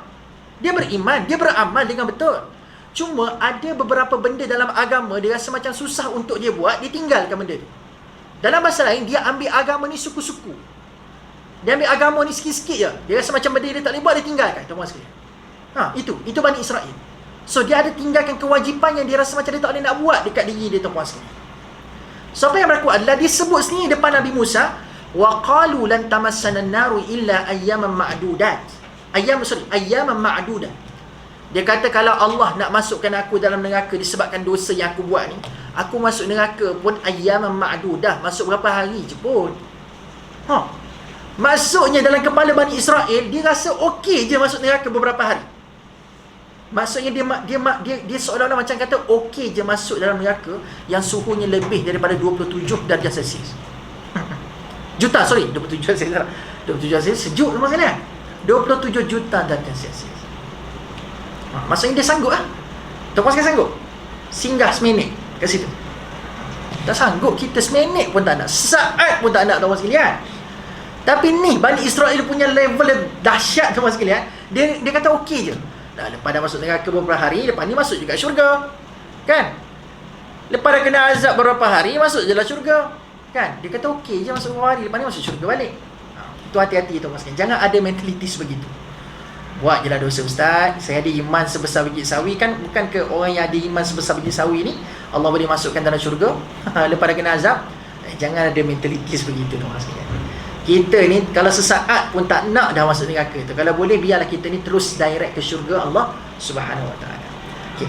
Dan bila mana tuan-tuan sekalian benda ni berlaku, maka Allah pun bagi tahulah, hadza ma wa'adar rahman. Inilah yang telah dijanjikan oleh Allah yang Maha Pemurah, wasadaqal mursalun, dan benarlah apa yang telah didakwakan ataupun yang disampaikan oleh rasul-rasul. Okey, baik. Yang lagi menarik tuan-tuan sekalian, kenapa Allah sebut dalam ayat ni ini adalah benda yang telah dijanjikan oleh Ar-Rahman? Kenapa guna Ar-Rahman pada cerita pasal orang yang tengah duk mencelakakan diri sendiri, dapat perkara yang seolah-olah bakal menuju kepada azab yang lebih pedih di neraka? Ni kan cerita pasal azab, orang yang tak suka bakal menerima azab. Tapi kenapa Allah sebut wa'adar Rahman? Allah sebut nama dalam sebutan Allah Ar-Rahman. Allah itu Maha Pengasih, Maha Penyayang. Azab dan Maha Penyayang, kena tak kena? Kena tak, tuan-tuan sekalian? Cerita pasal azab, cerita pasal Allah Maha Penyayang, kena tak kena? Macam tak kena kan? Macam kontradik kan? Patutnya bila cerita Allah tu Maha Penyayang, ceritalah pasal orang yang tengah happy nak pergi ke syurga. Kan kena? Ni pasal orang yang macam dah tak tenang, dah tengah duk gelabah sebab bakal masuk neraka. Sebab tu dicelakakan. Siapa yang panggil ni? Kan? Ya wailana man ba'athana min marqadina. Dicelakakan. So kenapa gambaran orang yang bakal ke neraka ditempelkan dengan nama Allah wa'adar Rahman? Kenapa tak sebut je hadza ma wa'adallah? Inilah yang telah Allah janjikan. Tapi kenapa ini adalah apa yang telah Ar-Rahman janjikan? Kenapa Allah sebut Ar-Rahman? Kenapa? So apa janji tu berlaku masa dekat mana, tuan-tuan sekalian? Janji tu berlaku dekat dunia. Bukan Allah janji masa kau dah mati, kau tahu tak, aku janji lepas ni kau akan berlaku kebaikan semula. Tak. Bukan lepas mereka mati. Janji itu berlaku seawal waktu mereka masih hidup dekat dunia, tuan-tuan sekalian. Dan Allah nak bagi tahu segala bentuk panggilan aku dekat dunia yang untuk memanggil kamu percaya kepada hari kiamat ni, semuanya itu adalah panggilan kasih sayang. Bila aku suruh Nabi aku, Rasul aku cerita pasal kiamat dekat kamu, pasal adanya hari kebangkitan semula ni, semua pesan-pesan tu bukan nak menakut-nakutkan kamu. Tapi semua panggilan tu, semua pesan tu adalah pesan dan panggilan kasih sayang. Aku sayang kat kamu dekat dunia dulu. Sebab tu aku bagi Quran, dan dalam Quran tu ada pesan-pesan pasal akhirat, ada pesan pasal kiamat, ada pesan pasal azab, ada pesan pasal syurga. Semua tu bukan sebab aku tak sayang, sebab aku sayang. Walaupun aku menakut-nakutkan kamu tentang neraka dalam Al-Quran, tapi tujuannya tak lain tak bukan adalah sayang. Bukan sebab aku tak sayang. Aku takutkan kamu sebab aku sayang. Bukan aku nak kamu, aku tak sayang sampai aku nak biarkan kamu masuk neraka begitu saja, tak. Memang sengaja aku wujudkan takut tu supaya kamu beriman kepada Allah Subhanahu Wa Taala. Tapi kamu tak nak. So hadza maw'adar Rahman. Dekat dunia dulu aku tak terus hukum kamu sebab ada lagi Ar-Rahman, sifat Ar-Rahman tu. Sifat Ar-Rahman tu kepada kamu. So kau buat dosa ke, kau tak buat dosa, kau buat dosa ke, kau buat maksiat ke, kau masih lagi entitled untuk mendapat Ar-Rahman. Sebab Ar-Rahman ni, sifat Ar-Rahman ni dia adalah kasih sayang kepada sejagat, kepada manusia secara sejagat. Tak kira Islam ke tak Islam ke, beriman ke tak beriman ke, semua orang entitled untuk mendapat Ar-Rahman. Sebab tu tuan-puan sekalian, pernah tak kita kata, Ustaz, saya tengok Ustaz yang kaya-kaya kat dunia semua orang bukan Islam. Oh, kaya je dia Ustaz, Allah sayang dia lebih ke sampai dia kaya tu, sampai berjuta-juta berkepuk-kepuk duit dia? Tak tuan-puan sekalian. Nak katanya sebab Allah memang betul lah dia tak beriman kepada Allah, tapi dia tu masih lagi entitled untuk mendapat Ar-Rahman daripada Allah. Sebab sayangnya Allah kepada semua manusia, Allah bagi Ar-Rahman tu kepada semua. Cuma bezanya orang Islam dan orang beriman, tuan-puan sekalian, bila Allah bagi nikmat kat dia, dia jadi orang yang macam mana? Bersyukur kepada Allah. Bersyukur kepada Allah. Itu beza dia. So nampak dah sekarang ni. So bukan kontradik sebenarnya. Dia just Allah nak remindkan dia balik kat dunia dulu. Semua tu aku panggil tu sebab aku sayang. Sekarang ni kau nak celaka, kau nak celakakan diri sendiri kan. So benda tu kau kena rasalah, sebab kamu yang tak sayang diri kamu sendiri. Aku dah janji dah, sebab aku dah tunjukkan yang aku ni sayang kepada kamu. Wa'adar rahman wa sadaqal mursalun. Dan kau rasa sekarang ni betul tak apa yang Nabi-Nabi tu cakap dulu? Dulu bila Nabi ni cakap, kau kata Nabi ni pendusta. Bila Nabi ni cakap, kau kata Nabi ni gila. Bila Nabi ni cakap, kau cakap dia bawa cerita dongeng. Sebab tuan-tuan sekalian, betul kan? Bila disebut tentang kiamat ni, tak semua orang mudah percaya kiamat. Sebab apa? Kiamat ni adalah barang tak nampak kan? Benda-benda tak nampak lagi. Sebab dia ahwalul mustaqbal, benda yang berlaku pada masa depan. Kita tak tahu pun tuan-tuan sekalian. Tak nampak lagi. Kan ada nampak kiamat dah? Tak. Yang kita nampak sekarang ni mungkin tanda-tanda hari kiamat. Tapi kiamat tu sendiri adalah barang yang memang tak nampak lagi. Dan rata-rata manusia, tuan-puan sekalian, pada benda yang dia tak nampak, dia susah nak percaya. Betul tak betul? Dia kadang-kadang nak percaya tu, dia kena tengok dulu benda tu depan mata, baru dia percaya benda tu. Selagi tak nampak depan mata, tuan-puan sekalian, dia tak percaya. Dia tak percaya, tuan-puan sekalian, selagi tak nampak depan mata. Kan? Contoh jam. Kawan kita kata, weh ada jam ni, jangan lalu jalan ni. Tapi tuan-puan sekalian tak dengar. Kita lalu juga jalan jam tu. Dah tengok jam, tuan-puan sekalian, baru kita tengok, betul lah kawan aku cakap tadi. Betul tak? Kawan kita cakap, sebab dia mungkin selalu menipu ke, selalu gurau kita, tuan-puan sekalian, tak percaya cakap dia. Bila kawan kita cakap benda betul, kita percaya, tuan-puan sekalian. Bila nampak jam dalam mata, betul lah jam, baru percaya. Sebab dah nampak jam tu. Dah nampak jam tu. Dia, tuan-puan sekalian, begitulah keadaannya, tuan-puan sekalian. Bila Nabi duk sampai ke tentang hari kiamat, orang tak percaya. Salah satu faktornya adalah sebab kiamat adalah benda yang tak nampak. Tapi lebihnya orang beriman, tuan-puan sekalian, disebutkan dalam surah Al-Baqarah, orang yang berjaya, orang yang beriman yang berjaya adalah alladzina yu'minuna bil ghaib. Dia boleh beriman walaupun pada perkara-perkara yang dia tak nampak. Yu'minuna bil ghaib. So itulah dia. Macam kita sekarang ni, percaya pada Tuhan, percaya tak pada Allah? Percaya. Beriman tak kepada Allah? Beriman. Sebab apa? Sebab kita boleh beriman kepada Allah walaupun tak nampak Allah secara zat. Tapi kita yakin tak Allah wujud? Kita yakin Allah wujud. Samalah macam malaikat, semacam hari kiamat. Kita beriman, kita percaya. Tetapi walaupun tak nampak, kita boleh beriman. Itulah tanda orang beriman yang muflih. Muflihun, bukan muflis, muflihun. Yang muflihun ni maksudnya orang-orang yang berjaya. Okey. Wa'adar rahmanu was sadaqal mursalun. Terus saya pernah kongsi tak? Kenapa tadi saya terlupa satu point tentang Ar-Rahman tadi. Macam mana kita nak explain kepada orang yang bila Allah takutkan kita tentang neraka, itu tanda Allah sayang? How to prove to people? So, macam kita kat dunia sekarang ni, bila kita jumpa ada orang yang suka menakut-nakutkan kita, kita nampak orang tu sayang kat kita ke tak sayang kat kita? Orang kat dunia, dia suka takut-takut kita dengan hantu ke, dengan benda-benda ancaman-ancaman yang menakutkan ke. So kita nampak orang sebegitu sayang kat kita ke tak sayang kat kita? Kalau kat dunia, contohlah kita kecil-kecil dulu, kan nak pergi toilet kat luar pula. Tiba-tiba datang pula balik kampung, tuan-puan sekalian, toilet kat luar lagi. Pakcik-pakcik pula suka menyakat kita masa kecil dulu, tuan-puan sekalian. Nanti pergi toilet kat belakang tu sorang-sorang, nanti dengar bunyi kit. Dia menyakat kita, tuan-puan sekalian. Nanti tiba-tiba akan ada orang pukul pintu tong. Dia menakut-nakutkan kita, tuan-puan sekalian. So kita sebalaku budak yang dengar pakcik menakut-nakutkan kita nak pergi toilet, tuan-puan sekalian, dah nak buat hajat besar, tak tahan, kena pergi juga ni. So kita nampak pakcik kita tu sayang kat kita ke tak sayang kat kita? Bila dia menakut-nakutkan kita, tak sayang. Kalau sayang tak akan cerita benda tu. Kalau sayang macam mana? Tak apa, biar pakcik temankan. Itu sayang. Itu sayang. Tapi kalau suka jenis menakut-nakutkan ataupun suka menyakat, kita tak nampak sayang tu, kan? Tapi macam mana kita nak buktikan kepada orang beriman ke tak beriman ke, bila Allah cerita pasal neraka, menakut-nakutkan kita tentang neraka dalam Al-Quran, itu tanda Allah sayang. Macam mana kita nak buktikan? Kita nak buktikan. Okay? Saya tambahkan lagi rencang untuk tuan-tuan sekalian mengerahkan fikiran, tuan-tuan sekalian di online ke, di sini ke, cuba fikir dengan kritikal sikit. Saya tambah lagi. Dalam surah Ar-Rahman, surah yang ke-55 ke-56 dalam Al-Quran. Surah Ar-Rahman pernah biasa baca kan? Surah Ar-Rahman kan? Dalam surah Ar-Rahman, iaitu surah yang berkaitan dengan kasih sayang, kita expect, oh surah Ar-Rahman mesti cerita pasal Allah tu sayang, kan? Allah belai, Allah sayang, Allah belai. Dan kita baca surah Ar-Rahman awal-awal tu memang nampak seolah-olah macam Allah belai, Allah sayang. Allah cipta tu, Allah cipta ni, fabi ayyi ala'i rabbikuma tukadziban. Banyak kali 33 kali diulang. Banyak kali tuan-tuan sekalian, fabi ayyi ala'i rabbikuma tukadziban, 33 kali dalam surah Ar-Rahman. Oh, tiba-tiba tuan-tuan sekalian, kita pun nampak semuanya indah-indah belaka. Nampaklah Ar-Rahman tu.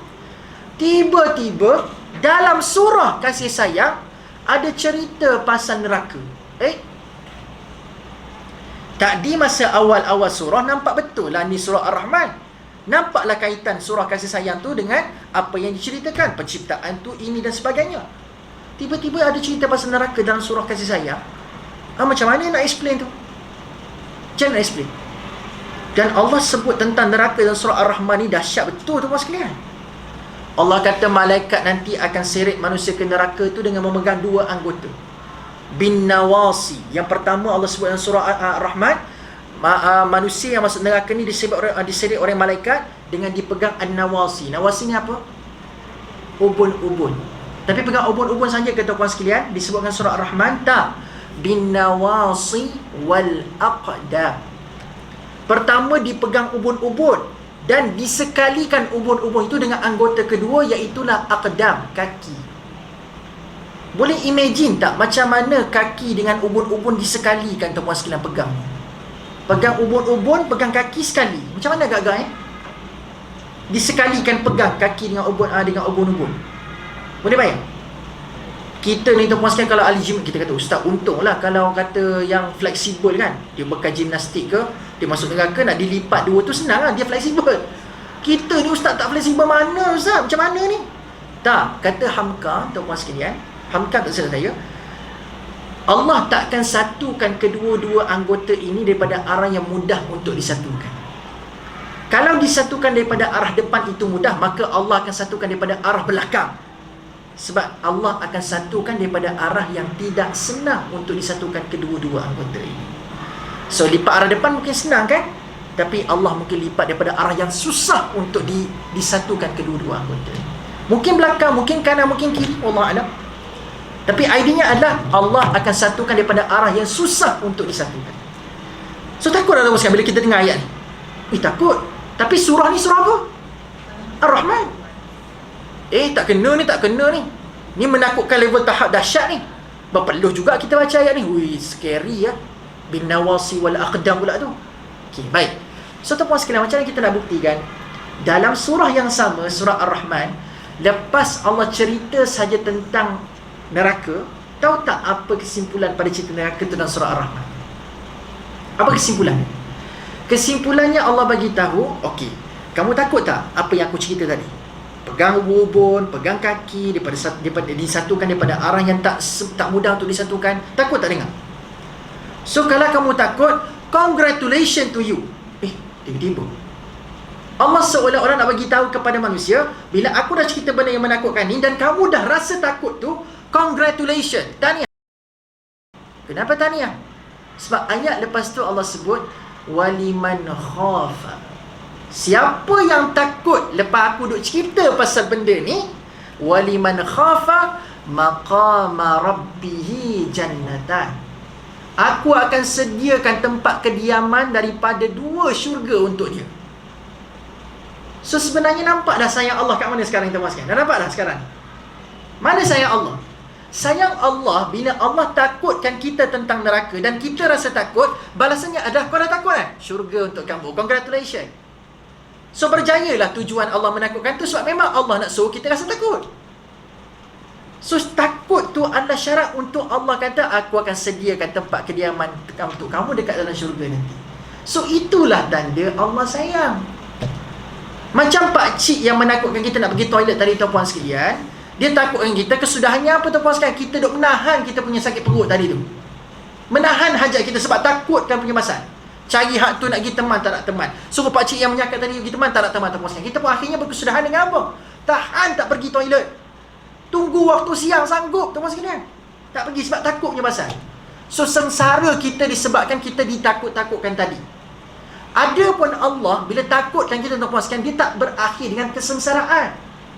Dia berakhir dengan apa? Ganjaran syurga untuk kamu. Berbaloi tak takut tu sekarang. So itulah tanda takut-takutkan Allah punya versi itu adalah takut-takut untuk memberikan kita kebaikan dan tanda Allah sayang. Dah faham dah sekarang? So jangan kata Allah ni apa, Allah ni takut-takutkan saya pula, tak sayang ke saya? Bukan. Versi Allah menakut-nakutkan adalah untuk menyelamatkan, untuk memberikan ganjaran, bukan untuk menyengsarakan. Okey, boleh faham tak? Okey, sebab itu sekali lagi saya nak tegaskan, sebab itulah Allah again stresskan dalam ayat 52 ni, wa'adar rahman. Inilah yang telah dijanjikan oleh Ar-Rahman. Sebab segala benda aku buat kat dunia, tentang neraka ke, tentang kiamat ke, tentang dahsyatan semua benda ni ke, tentang azab ke, semua tu tujuannya sebab aku sayang kat kamu, sebab aku nak suruh kau rasa takut dan kamu akan mula beriman dan aku akan bagi syurga kepada kamu. Tapi kamu endahkan semuanya sekali, maka apa yang berbaki? Tak ada apa yang berbaki lagi dah terpuas. Rasalah benda yang kamu dustakan dekat dunia satu ketika dahulu. Lalu Allah pun sebut ayat ke-53, in kanat illa sayhatan, sekali lagi, sayhatan wahidatan fa idahum jami'un ladaina mudarun. Dia macam menjelaskan apa yang berlaku pada sangkakala yang kedua. Sayhatan wahidatan dalam ayat ke-53 ni tuan-puan sekalian, dia merujuk kepada apa? Sangkakala yang kedua. Tapi kenapa dia disebutkan sayhah wahidah? Sebab sifat bagi sangkakala yang kedua. Hanyalah dengan berlakunya satu pekikan sahaja, satu letusan suara sahaja, maka dengan serta-merta mereka dihimpunkan ke tempat perbicaraan kami, semuanya di bawah hadir untuk menerima balasan. Saya dah cerita dah sikit-sikit tadi tuan-puan sekalian tentang ayat ni. Tapi bila Allah kata fa idahum jami'ul ladaina muhdarun, so yang ni saya kata tadi tuan-puan sekalian, sekali panggil semua datang tu, Allah kata jami', semua sekali datang. Muhdarun, kalau tadi tuan-puan sekalian yansilun kan, yansilun tadi Allah kata yansilun ni seolah-olah macam binatang ternak. Kita boleh umpamakan macam peribahasa Melayu tadi, bagai lembu dicucuk hidung, dia datang juga. Dia tak ada nak melawan pada waktu itu. Tapi bila Allah kata muhdarun tuan-puan sekalian, tadi idenya adalah datang, tapi datang tu nak menghadap siapa? So bila Allah kata datang menghadap siapa tu, ayat 53 bagi tahu muhdarun, dia akan hadir datang menghadap kami. Kami tu siapa? Allah lah. Datang hadir untuk menghadap Allah Subhanahu Wa Taala untuk menerima balasan. Kalau yang silun tadi lebih kepada ikut je, datang saja, tapi datang menghadap siapa dibawa dalam ayat 53. Ladaina muhdarun. Okay. So ladaina ataupun sekalian bermaksud, ada dua maksud lah. Yang pertama adalah ladaina tu sisi. Okay. Adapun hadapan tuan-puan sekalian, dia merujuk kepada adapun ladaina juga merujuk kepada hadapan. So dia tidak sekadar merujuk kepada sisi, dia juga merujuk kepada hadapan. Tapi idenya adalah kedua-dua idea ini merujuk kepada dekat. Kedua-dua perkara ini merujuk kepada dekatnya perkara itu. So Allah kata bila semua Allah panggil ni, dia akan dah dibawa hadir dekat dengan Allah Subhanahu Wa Taala. Maksudnya apa tuan-puan sekalian? Semua memang di bawah pengawasan Allah pada waktu ini. Hadir rapat kepada Allah Subhanahu Wa Taala. Tapi nanti kita akan tengoklah tuan-puan sekalian, orang yang beriman datang menghadap Allah ni macam mana keadaan dia. Orang yang tak beriman datang menghadap Allah macam mana keadaan dia. Kalau kita baca juzuk Amma, Allah dah sebut orang-orang yang beriman dia datang menghadap Allah dengan wajah macam mana? Wujuhu yawma idzin na'imah li sa'yiha radiyah fi jannatin 'aliyah. Macam mana wajah orang-orang yang beriman dia datang menghadap Allah? Wujuhin, wajah mereka, yauma idzin, pada hari itu, na'imah, berseri-seri, glowing tuan-tuan sekalian, berseri-seri wajah. Kan dia macam kalau kita seri pengantin kan, seri pengantin apa, seri apa lagi, seri ibu mengandung, macam-macam seri ada. Seri ibu mengandung, seri pengantin, wajah mereka berseri-seri. Tu wujuh yauma idzin na'imah. Tapi ada pun tuan-tuan sekalian, orang-orang yang tak beriman kepada Allah, bila datang hadir menghadap Allah Subhanahu Wa Taala ni, wajah mereka macam mana? Wujuhun yauma macam mana? Hal ataka hadithul ghashiyah wujuhun yauma idzin khashi'ah. Mereka akan datang dengan wajah ketakutan, khashi'ah, amilatun nasibah. Wajah mereka kusam, wajah mereka dalam keadaan yang sangat takut. Gerak-geri mereka nampak tak ada serba-serbi, tak kena tuan-puan sekalian. Itulah amilatun nasibah. So nak kata tuan-puan sekalian, biasa kan tuan-puan sekalian, bila orang buat salah mestilah dia takut, kan? Dan bila ketakutan tu telah menyelubungi hatinya tuan-puan sekalian, kadang-kadang terpancar juga dekat wajah. Betul tak? Tuan-puan sekalian, ada pernah sampai tak dekat airport London? Ada tak rasanya pernah sampai dekat airport London? Tak pernah? Ada sampai? Pernah sampai? Puan? Pernah sampai Puan? Pernah? Airport London kan? Kalau Puan dulu kat airport London, suami Puan ada pernah ikut sekali? Tak ikut? Dekat airport London tuan-puan sekalian, tak silap saya, sahabat saya pernah pergi, dia kongsikan pengalaman. Saya tak pernah sampai pun. Dia kongsikan pengalaman. Kalau lelaki khusus ni, dia ada janggut ni, dia kena tanya lebih sikit dekat immigration. Ni, yang ada janggut ni. Ada janggut. So, kalau kita kan tuan-puan sekalian, kalau kita nak pergi melancong, kalau kat London khususnya tuan-puan sekalian, dia akan tanya ni, kenapa? Kenapa ada janggut? Kenapa simpan janggut? Tuan-puan sekalian. So dia akan tanya, kita kan cakap dah sebab memang saya simpan dan sebagainya, memang my fashion dan sebagainya. Kita boleh beritahu dah. Dan tuan-puan sekalian, dia akan panjangkan sembang sikit dengan orang yang ada janggut ni. Dia akan tanya macam-macam, kenapa datang sini, kan? So tuan-puan sekalian, dia tanya soalan tu, dia tanya bukanlah untuk macam sosiasa sangat, tapi sekadar nak memanjangkan sembang. Dia akan tanya soalan-soalan yang macam merangkapkan kita, tuan-puan sekalian. Dia akan tanya kenapa datang sini. So kita akan cakap lah, kita nak melancong, kan, tuan-puan sekalian, kan? Tapi sebenarnya bukan dia yang menilai kita, tuan-puan sekalian, masa kita jawab tu. Yang menilai kita adalah ada kamera yang sedang fokus kepada mata kita waktu itu. Tuan-puan sekalian perasan tak ada kamera yang fokus pada waktu tu? Sahabat saya kata memang masa tu dia bicara tu, yang duk menjaga tu relax je tanya soalan, tuan-puan sekalian. Tapi yang menilai kita untuk paskan untuk orang tu bagi kita punya pasport adalah kamera tu. Dia akan ada satu panggilan daripada kamera, bukanlah kamera tu, akan ada satu lah suara daripada belakang, yang kalau dia sahkan untuk lepaskan, lepas awak tu. So kamera tu rupa-rupanya tuan-puan sekalian adalah kamera untuk detect eye contact. Sebab tuan-puan sekalian, kepercayaan mereka adalah kalau orang tu tipu, kita boleh baca melalui bahasa mata. Sebab tu CSI, tuan-puan sekalian tengok CSI tak? CSI dengan FBI punya cerita tu kan? Kerana cerita CSI tu kan ada cerita pasal dia nak tanya soal siasat tu kan. Antara benda yang dia observe adalah eye contact, mata tu. Sebab mata boleh detect tipu katanya. Dan tuan-puan sekalian, kepercayaan sebegini bukan berlaku zaman sekarang je tau. Orang baca eye contact. Dalam surah Yusuf pun dah ada cerita pasal benda ni. Bila abang-abang Yusuf buat salah, lemparkan adiknya dalam telaga, tuan-puan sekalian, dan dia dah buat satu penipuan. Dia kata, okey, kita balik nanti, jangan cerita kita lempar dalam telaga, kita bagi tahu ke ayah kita, adik kita telah dimakan oleh serigala. So dia penipu tak? Dia menipu, tuan-puan sekalian. Dan tuan-puan sekalian, untuk nak menjadikan penipuan ini perfect lie, penipuan yang sempurna, dia memilih waktu yang sangat tepat untuk nak balik bagi tahu ke ayah pasal penipuan. Dia tak akan cerita, dia tak akan balik dalam keadaan cerah, tuan-puan sekalian. Allah sebut waktu dia balik bagi tahu ke ayah, waja'u aba'uhum isya ayyabku. Dia datang pada ayahnya Nabi Yaqub pada waktu apa? Pada waktu Isya, tuan-puan sekalian. Allah sebut pada waktu apa abang-abang Yusuf datang kepada Nabi Yaqub nak bagi tahu cerita ni. Waktu apa? Waktu Isya. So Isya kan ada dua maksud. Isya seperti mana kita faham waktu malam tu. Yang kedua adalah Isya juga difahami dalam maksud apa? Dalam maksud senja. Senja, waktu senja.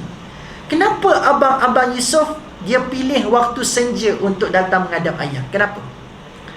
Sebab dia nak berlakon menangis di depan ayah sekarang ni, tuan-puan sekalian. Dia nak berlakon menangis. Ya, berkun tu maksudnya menangis. So bila waktu senja, tuan-puan sekalian, dia pula duduk berlawanan dengan matahari. Tuan-puan sekalian tahu tak? Contoh macam kalau kita belakang kita matahari, kita tu berlawanan dengan matahari. Kalau ada orang kat depan kita tengok kita tuan-puan sekalian, dengan belakang tu matahari, dia jadi macam wajah kita tu gelap. Dia jadi tak clear. Sebab tu tuan-puan sekalian, kalau nak ambil gambar, tak boleh ambil gambar tu belakang tu matahari.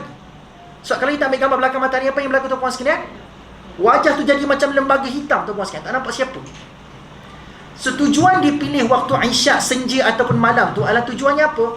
Supaya ayah kita nanti tak nampak mata kita, tak nampak riak wajah kita. So abang-abang dia ni pun cerdik tuan-puan sekalian. Nak buat crime, nak buat jenayah, dia nak jadikan perfect crime tu, kita kena cerita ke ayah kita ni, kita kena pilih masa yang betul. Kita nak berlaku menangis ni. Kalau kita pergi jumpa waktu siang, susah. Ayah kita nampak kita ni berlakon menangis ni. So kita kena pilih waktu yang ayah kita tak nampak sangat muka kita. So kita berlakon menangis nanti pun, kita just kuatkan suara sikit, jadi ialah lakonan tu. Faham tak? So nak kata tuan-puan sekalian, memang tak dapat dinafikan bila ada orang something yang tak baik ada kat dalam hati dia, khususnya benda-benda yang salah dia buat tuan-puan sekalian, dia akan terpancar juga dekat mata ke dekat riak wajah. Masa Allah panggil menghadap kat mahsyar tuan-puan sekalian, pada waktu ni Allah tak reveal lagi pada waktu itu kepada hamba dia apa dia buat kat dunia. Dia dapat syurga ke neraka ke, buku amalan dia berat dengan keburukan ke kebaikan, dia tak reveal lagi pada waktu tu. Tapi itulah tuan-puan sekalian, orang yang buat salah memang dia akan ada that kind of feeling, sampai feeling tu terpancar kat muka dia. Faham tak? Rasa dia buat salah tu sampai terpancar dekat muka dia tuan-puan sekalian. Sebab itulah Allah kata wujuhi yawma idzin khashi'ah. Wajah orang tak beriman, sebab dia tahu dia ada buat salah, wajah dia auto bertukar jadi ketakutan. Kan? Contoh kan, kita tahu dah anak kita hari ni mesti bawa balik kertas peperiksaan, result kertas peperiksaan. Kan? Sebab cikgu dah bagi tahu dah, esok saya akan bagi markah peperiksaan anak puan. So esok puan kena tanyalah anak puan dapat markah berapa. So bila anak kita tuan-puan sekalian balik, wajahnya tiba-tiba elakkan eye contact dengan kita. Dia dapat result tadi, tapi balik elakkan eye contact, wajah pun tak nampak berseri, tak nampak ceria tuan-puan sekalian. Rasa-rasa tuan-puan sekalian dah ada feeling dah apa yang anak kita dapat pada waktu tu. Ada feeling kan? Sebab kegusaran dalam hati dia akan terpancar juga dekat wajah. Dia terpancar dekat wajah. So bila Allah kata ladaina, lagi-lagilah tuan-puan sekalian gementar kegusaran kat hati itu lagilah kuat berlaku. So Allah kata bawa dihadapkan ke depan Allah, di sisi Allah, dekat sungguh. Dengan orang kita buat salah tuan-puan sekalian, kita nak makin menjauh ke makin dekat? Kalau kita ada buat salah dengan orang tu, kita nak makin dekat dengan orang kita buat salah tu kan, ataupun kita makin nak menjauh daripada orang kita buat salah? Kalau kita tuan-puan sekalian ada peluang untuk mengelak jumpa dia, kita nak buat benda tu kan? Kan? Tapi sekarang ni Allah kata bila Allah bangkitkan kembali, mereka akan datang di sisi Allah, dekat dengan Allah. Dengan kita, dengan entiti yang kita buat salah tu, manusia akan dekat dengan entiti yang dia buat salah tu, dengan Allah Subhanahu Wa Taala. Maka lagi gusarlah hati tu tuan-puan sekalian. Makin terpancarlah ketakutan yang ada kat wajah tu. So hati-hati tuan-puan sekalian. Jadi tuan-puan sekalian, dekat dunia ni kita kena bukan kata tak boleh buat salah langsung, sebab kita semua akan still buat salah. So idenya adalah minimizekan kesalahan. Jadilah orang-orang yang cuba sedaya mungkin untuk nak mengelakkan kita buat salah. Walaupun kita memang akan buat salah, tetapi kita cuba sedaya mungkin untuk elakkan buat salah. Itulah antara ciri-ciri orang bertakwa. Kata Sayyidina Umar tuan-puan sekalian, orang bertakwa ni macam mana? Orang bertakwa ni level hati-hati dia ibarat berjalan di waktu malam dekat satu kawasan yang berduri. Malam kan gelap gelita tak nampak. So bila malam gelap gelita lalu kawasan berduri, tuan-puan sekalian nak lalu macam tu saja ke tuan-puan sekalian? Redah macam tu saja ke? Tak. So mestilah pada waktu malam tak nampak mana tuan-puan sekalian, kita jalan kat tempat berduri tu berhati-hati. Sebab simple mistake, slight of mistake akan menyebabkan kita terluka, terpicat duri. Samalah dalam sifat orang bertakwa berhidup kat dunia ni. Slight kesilapan tuan-puan sekalian akan ada kesan yang buruk. Akan ada kesan yang buruk. So hidup kat dunia kena ada hati-hati. Jangan sampai kita rasa macam alah buat salah tak apalah, buat lagi. Tak, bukan tak boleh tahu macam tu. Kita just kena ada sense of nak kena ada waspada daripada buat salah. Kena ada hati-hati daripada melakukan kesalahan. Boleh? So tuan-puan sekalian pukul apa ni? 9:30. Tepat. So tuan-puan sekalian, Kita berhenti sampai 53 dulu. So idea kat sini tuan sekarang ini kita banyak berbicara tentang hari kiamat lah. So kita berbicara tentang sekali yang pertama, apa idea dia, sekali yang kedua, apa idea dia. Kita cerita pasal Allah Subhanahu Wa Taala merakamkan ada segala yang kedua, mereka akan datang seperti binatang ternak. Dan kita cerita pasal Allah, ada orang yang mencelakakan dirinya sebab panggilan daripada Allah. Sebab dia tahu dah azab kubur nak dibandingkan dengan azab neraka. Neraka tu lagi sakit, lagi perit, lagi seksa. So bagi dia orang tidur dah tu dekat azab kubur tu tuan-puan sekalian. Tapi Allah kata tuan-puan sekalian, puncanya ni sebab apa? Sebab dekat dunia dulu mereka mengabaikan pesan-pesan kasih sayang daripada Allah dan mendustakan apa yang Rasul-Rasul sampaikan. Dan Allah kata segala yang kedua ni, bila mana Allah panggil, mereka akan datang kepada Allah. Dan bila bawa hadir kepada Allah Subhanahu Wa Taala ni, Allah bawa hadir dalam situasi yang sangat dekat. Bayangkan kita sangat dekat dengan orang, dengan entiti yang kita lakukan kesalahan kepada dia. Macam mana perasaan pada waktu itu?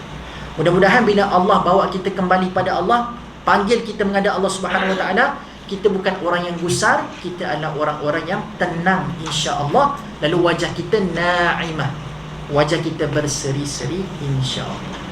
So tuan-puan sekalian, wallahu a'lam bissawab. Tidak ada lain tuan-puan sekalian cerita pasal kiamat ni, tujuan dia tidak lain adalah untuk kita rasa takut tentang kedahsyatan hari itu. So bila kita ada ketakutan kedahsyatan hari itu, mudah-mudahan takut itulah menjadi asbab untuk Allah sebut, Allah masukkan kita dalam golongan liman khafa maqama rabbih jannatan tadi. Bila ada takut pada Allah disebabkan benda-benda yang Allah takutkan dalam Al-Quran, Allah akan sertakan, masukkan kita dalam list orang-orang yang mendapat kediaman dekat dalam syurga Allah Subhanahu Wa Taala insya-Allah. Itu puaskan, jangan rasa bersalah bila rasa takut. Itu je. Okay? So bila dalam Quran, bila kita baca ayat Allah SWT ni, kalau kita rasa takut, jangan rasa bersalah, feel happy. Sebab Allah always bagi tahu, kau takut, congratulations, syurga untuk kamu. Okay, boleh So Allah a'lam bissawab tuan-puan sekalian. Terima kasih semua atas kehadiran, sama ada di online ataupun di fizikal di sini. Terima kasih atas kehadiran semua. Mudah-mudahan tuan-puan sekalian ada kebaikan, manfaat daripada perkongsian pada hari ini. Aqulu qawli hadza wa astaghfirullahal azim li wa lakum. Kita tangguh kuliah kita pada hari ini dengan membaca tasbih kafarah wa suratul asr. Subhanakallahumma wa bihamdik, asyhadu an la ilaha illa anta, astaghfiruka wa atubu ilaik. Bismillahirrahmanirrahim. Wal 'asr innal insana lafi khusr illa alladhina amanu wa 'amilus solihat wa tawassaw bil haqq wa tawassaw bis sabr. Okay. Assalamualaikum warahmatullahi wabarakatuh.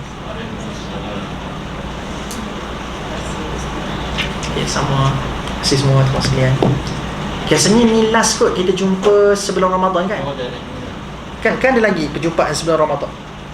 Sekejap saya tengok. Oh, betul. Kita jumpa nanti kalau ada kelas, kita jumpa tengah Ramadan. Ramadan ada kelas tak? Saya pun tak ingat lah. Ada kan? So, jumpa Ramadan nanti lah tuan-puan sekalian. Mudah-mudahan Ramadan yang akan datang kita dapat lalui, Allah rezekikan kita bertemu Ramadan, dan mudah-mudahan natijah yang terbaik. Ramadan yang sama tapi natijah yang berbeza insya-Allah. Assalamualaikum warahmatullahi wabarakatuh.